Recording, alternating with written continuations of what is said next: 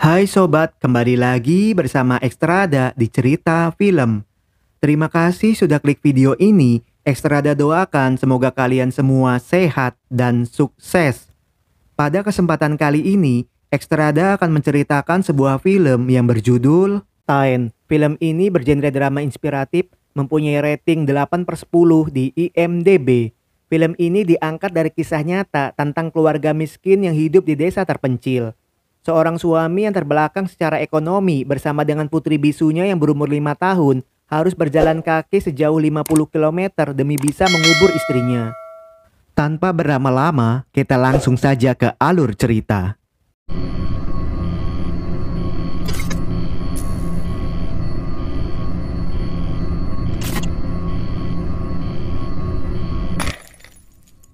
Film ini dimulai di desa terpencil bernama Kolukumalai. Di rumah yang sangat sederhana, terlihat seorang pria tua sedang terbaring sakit. Kudi menjelaskan sudah 3 hari sang ayah susah BAB, batuk dan meriang. Setelah dicek, sang tabib memberikan obat herbal dan meminta Kudi untuk membeli madu kurinji kepada Velu di desa Kurinji Kudi. Di desa Kurinji Kudi, terlihat seorang pria meminta Velu untuk mengantarkan anaknya pergi ke sekolah. Dengan melewati bukit dan menyusuri lembah, tanpa pamrih, Velu mengantarkan para anak ke sekolah. Dalam perjalanan, mereka bertemu dengan Kudi. Kudi memberitahu bahwa ayahnya sedang sakit dan sekarang ingin membeli madu kepada Velu. Beruntungnya, Kudi bertemu secara langsung dengan Velu. Mendengar seorang sedang sakit, Velu akan mengusahakan mencari madu tersebut walau bukan musim panen lebah. Kudi pun senang dan memberikan alamatnya. Sesudahnya, Velu pergi ke atas bukit untuk memetik madu kurinji.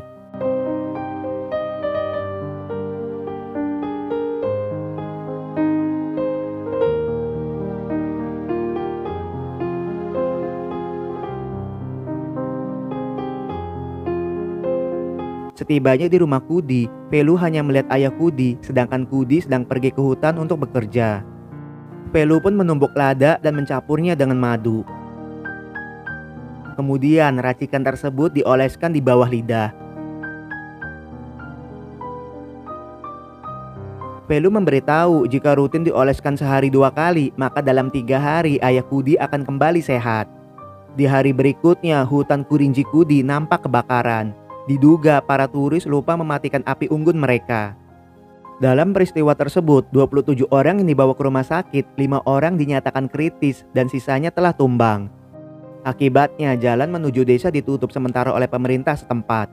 Seorang supir kecewa karena dirinya tidak bisa menjemput dan mengantarkan para penumpangnya. Dari desa Kudi ke desa Velu diperlukan waktu kurang lebih 30 menit jalan kaki. Dengan senang berkat madu yang diberikan Velu, ayah Kudi sudah baikan. Velu pun mengajak Kudi ke rumahnya untuk beristirahat sejenak. Di rumah Velu, Kudi membayar madu tersebut. Di sana, Velu memberikan minuman herbal yang telah dirinya racik. Kudi pun terkejut karena herbal buatan Velu enak dan berbeda. Di lain sisi, terlihat pengendara motor menuju desa Velu. Rupanya mereka adalah para kontraktor yang akan membangun perusahaan di atas bukit Kurinji Kudi. Pada saat itu, mereka mengangkat Velu menjadi mandor jika berhasil mencari 20 orang para kuli bangunan. Dengan halus, Velu menolak mereka. Bagi Velu, pekerjaan saat ini sudah cukup baginya. Di hari berikutnya, Velu mengunjungi desa Kudi untuk mengantarkan madu ke pelanggan. Entah apa yang merasuki Kudi, dirinya jatuh cinta karena Velu berhasil menyembuhkan ayahnya. Dengan polos, Kudi mengajak Velu menikah. Velu merupakan anak yatim piatu karena orang tuanya tumbang akibat banjir bandang. Pada malam itu, Velu tidak bisa tidur memikirkan ajakan dari Kudi. Esoknya, Velu menemui Kudi. Velu tersentuh dengan Kudi karena ayahnya saja dirawat, apalagi suaminya nanti. Menurut adat desa Kudi, jika calon pasutri mampu membelah batang pisang dengan benar, maka mereka berdua akan berjodoh. Kudi pun senang karena batang pisangnya terbelah dengan benar. Sesampainya di rumah, ayah Kudi yang mengetahuinya pun setuju. Nggak pakai lama, dengan ditemani kepala desa dan tetangga, Velu datang ke rumah Kudi. Di sana, sang penghulu menanyakan persetujuan kepada mereka semua yang hadir. Mendengar tidak ada yang keberatan, sang penghulu menyiapkan ritual batang pisang. Setelah meminta restu dengan Dewa Gunung, mereka pun mulai merobek batang pisang tersebut. Naasnya, batang pisang tidak terbelah dengan benar. Melihat hal itu, mereka pun terkejut dan sang penghulu melarang mereka untuk menikah. Karena jika dilanjutkan, maka nasib mereka akan selalu sial dan salah satu dari mereka akan mati dengan cepat. Dengan memohon, Pelu ingin tetap dinikahkan. Kepala desa pun menenangkan Pelu karena kita harus menghormati keputusan adat mereka. Akhirnya mereka berpisah dengan kecewa dan sedih. Di hari berikutnya, dengan ditemani polisi dan ABRI, pejabat pemerintah kota datang mengunjungi desa Velu. Setelah melakukan perjalanan 1 jam, mereka sampai di rumah kepala desa. Di sana, mereka akan memberikan sekolah gratis, gaji yang layak, rumah bersubsidi, beras, pakaian, dan masih banyak lagi jika warga bersedia meninggalkan gunung. Beberapa warga tidak percaya karena warga desa menganggap pohon adalah dewa, sedangkan pemerintah menebang dewa kami demi membuat perusahaan baru di atas bukit. Kebakaran kemarin karena ulah dari para turis dan pemerintah memportal akses masuk warga desa sehingga kami kesulitan. Dengan percaya diri, Velu menjelaskan bahwa air, pohon, tanaman, dan udara yang dihirup memiliki nilai obat. Dengan berdoa kepada dewa pohon, maka alam semesta akan melindungi kami dari penyakit apapun. Dan warga desa akan dicukupkan sehingga bisa bertahan hidup. Dengan minta maaf, kepala desa pun menolak mereka. Mereka pun kecewa dengan sikap percaya diri warga desa.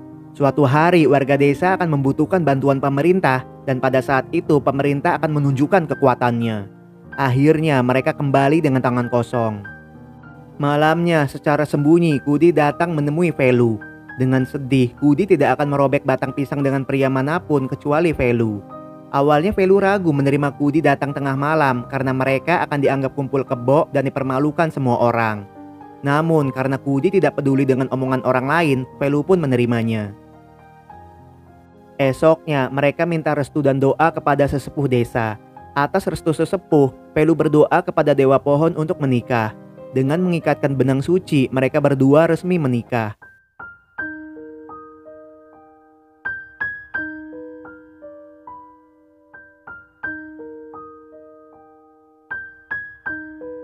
Selama jadi istri Velu, mereka nampak bahagia bekerja bersama, mulai dari mencari madu hingga menggiling obat tanaman.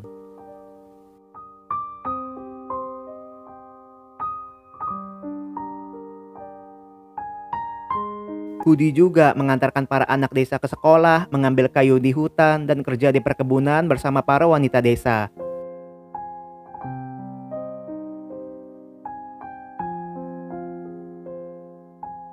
Suatu hari, di saat meminum air pegunungan, airnya telah berubah rasa menjadi keruh dan asin. Bahkan karena air tersebut, seekor harimau telah tumbang. 6 tahun kemudian, mereka telah dianugerahi seorang anak. Dia adalah Malar yang saat ini berusia 5 tahun. Sejak kecil, Malar tidak bisa berbicara, namun mereka nampak bahagia.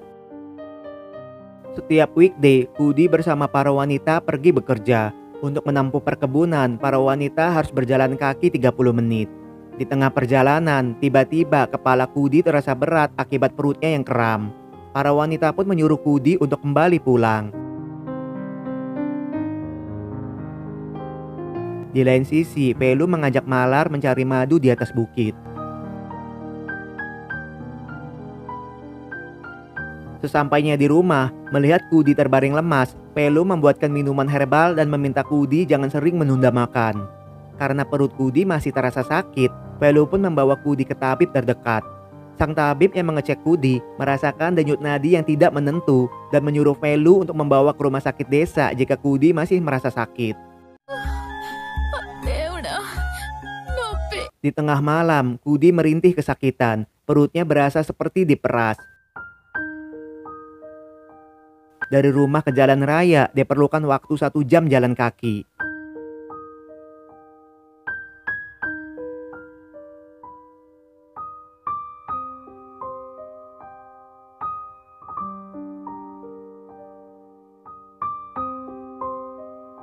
Sesampainya di rumah sakit desa, Kudi merasa sakit ketika dokter menekan perutnya.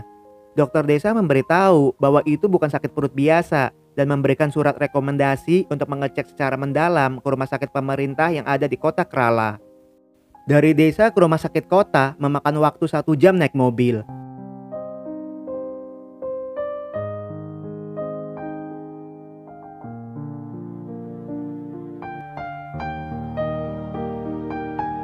Setelah dicek, dokter memintanya untuk MRI scan karena khawatir ada tumor di perutnya. Mendengar mereka ingin scan secara gratis, petugas scan menunjukkan lokasi scan swasta. Di sana, Velu terkejut karena untuk MRI scan memakan biaya 1,5 juta rupiah. Dengan menjual IBA, mereka pun kembali ke petugas scan pemerintah. Tanpa malu, petugas mengambil puluhan ribu uang Velu dan akan memindai istrinya. Selagi istrinya di-scan, Velu mencari susu untuk anaknya. Di sana, mereka bertemu dengan tabib desa yang dulu mengobati ayah Kudi.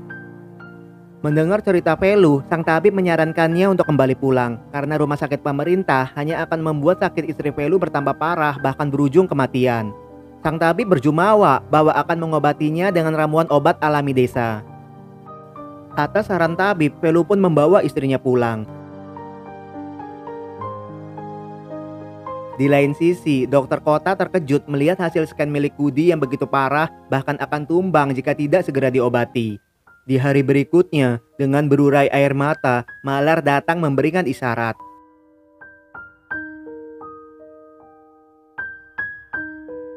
Ternyata Kudi sedang menangis kesakitan karena perutnya seperti mau meledak.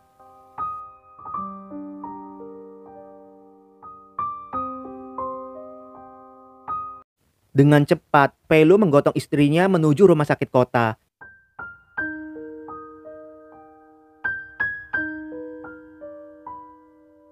Di sana, Malar nampak menangis melihat ibunya kesakitan.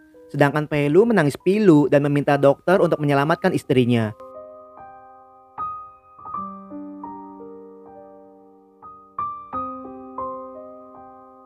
Dokter kota pun kesal karena mereka pergi begitu saja setelah MRI scan. Dengan sigap, dokter memberikan suntikan ke Kudi dan menyuruh perawat untuk mendaftarkan rawat inap. Hanya saja ketika petugas inap meminta KTP dan kartu sehat, Velu tidak memilikinya.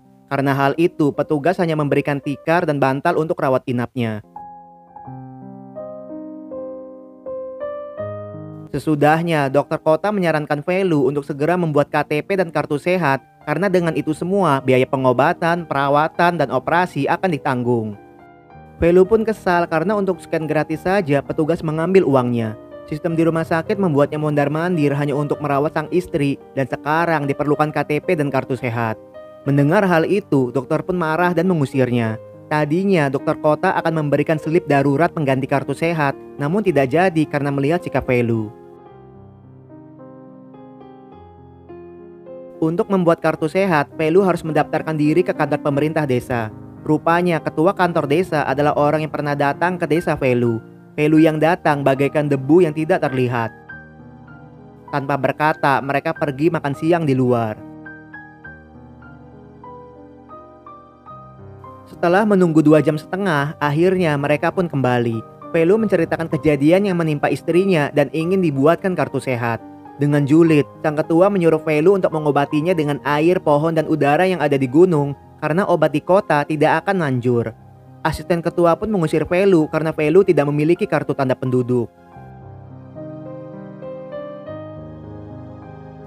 Velu yang tidak bisa berbuat apa-apa hanya bisa menangis pilu. Di sana dirinya bertemu dengan Wiji yang merupakan seorang pengemis.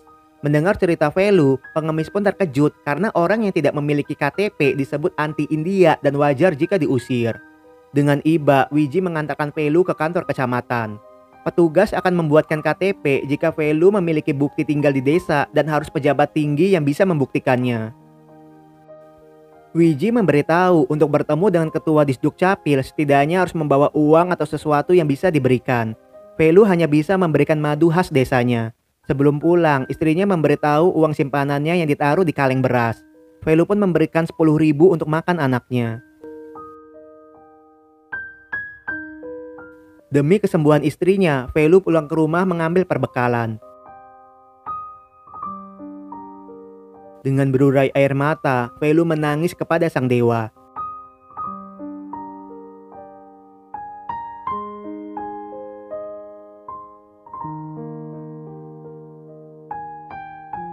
Pada saat sarapan, Malar membeli beberapa roti dan secangkir susu. Dengan pintar, Malar menyuapi ibunya.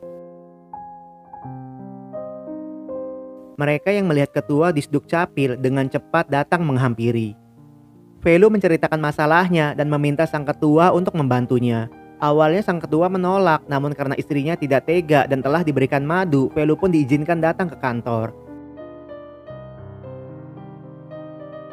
Di sana, sang ketua akan membuatkan surat tempat tinggal yang baru jika Velu tanda tangan.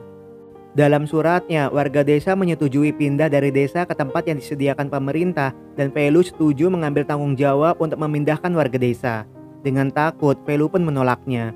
Mendengar cerita dari Velu, Wiji menyarankan untuk tanda tangan saja karena Gunung Kurinjikudi begitu luas. Velu dan warga desa bisa pindah di sisi yang lain. Atas saran Wiji, Velu pun menyetujui perjanjian tersebut. Di kantor kecamatan, Velu melakukan verifikasi diri.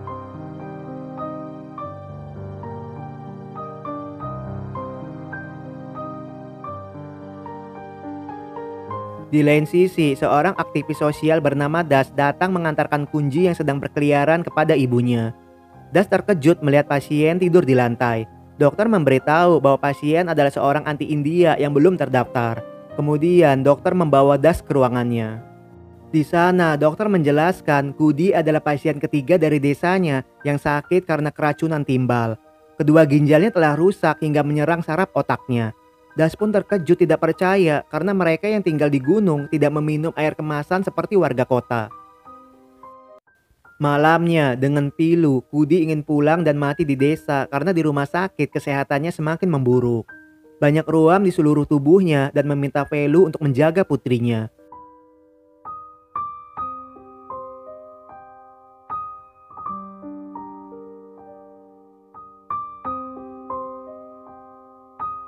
Tak kuasa melihat istrinya bersedih, Velu pun pergi menangis.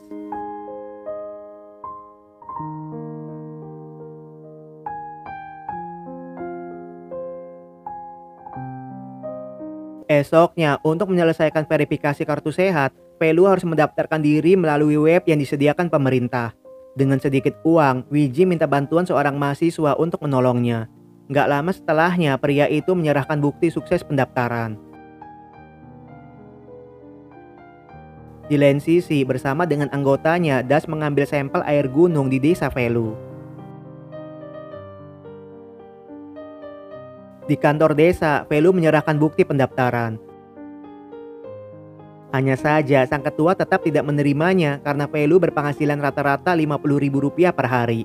Dan yang berhak mendapatkan kartu sehat harus di bawah Rp40.000 per hari. Naasnya, isak tangis Velu pun tidak dipedulikan. Wiji yang mendengar memberikan sebuah saran. Dengan menunjukkan uang di tangan, Velu pun dibuatkan KTP dan kartu sehat. Di kota Kerala, berbekal hasil lab yang dimiliki, Das mengancam akan menutup pabrik di Gunung Kurinjikudi karena pabrik tersebut telah mencemari lingkungan dan masyarakat desa yang menjadi korbannya. Dengan santai, sang pengusaha tidak takut dengan ancaman Das dan memberikan Rp1 miliar untuk menutup mulut Das. Melihat uang di depan mata, Das pun melemah dan mengambilnya. Setelahnya, Wiji memberikan secangkir teh susu dan sedikit uang kepada Velu. Velu yang tersentuh tidak akan pernah melupakan kebaikan Wiji hingga kapanpun. Dari kantor desa ke rumah sakit pemerintah diperlukan waktu 1 jam jalan kaki. Pada saat itu, Kunji menangis histeris di pojokan rumah sakit.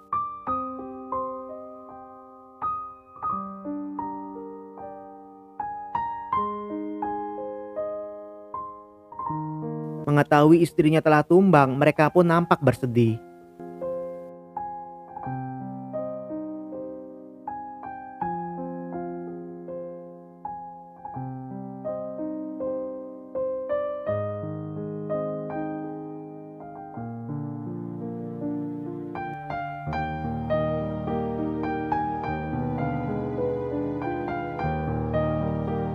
Di saat sedang berduka, petugas menyuruh Velu untuk segera membawa istrinya pulang. Dengan berurai air mata, Velu minta diantarkan ambulan untuk pulang.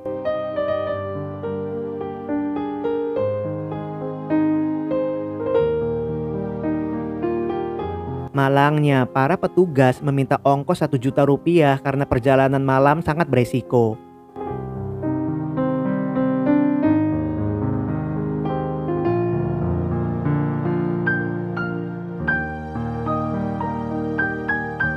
Melihat hal itu, Malar pun mengemis di jalan minta belas kasihan orang-orang.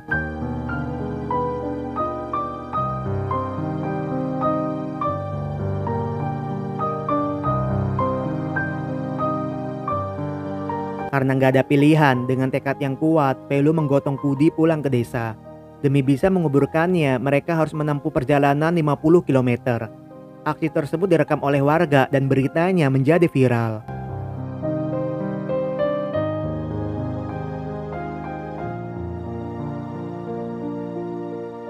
Dalam berita di TV, dengan bermuka dua, Das ingin para petugas ambulan diberikan hukuman karena pemerintah memberikan layanan ambulan gratis.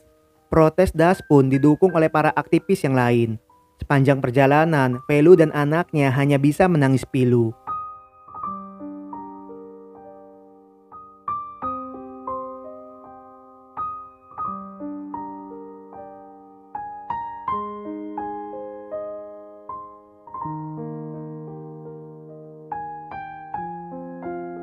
Setelah menempuh sehari semalam, mereka pun sampai di atas gunung Kurinji Kudi.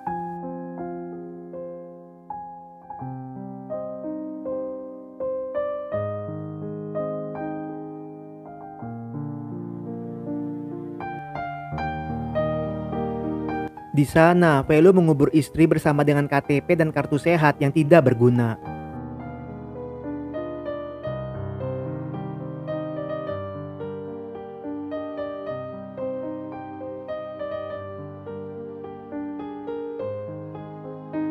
Dari kejauhan, terlihat perusahaan besar nampak sedang beroperasi di atas gunung desa tersebut.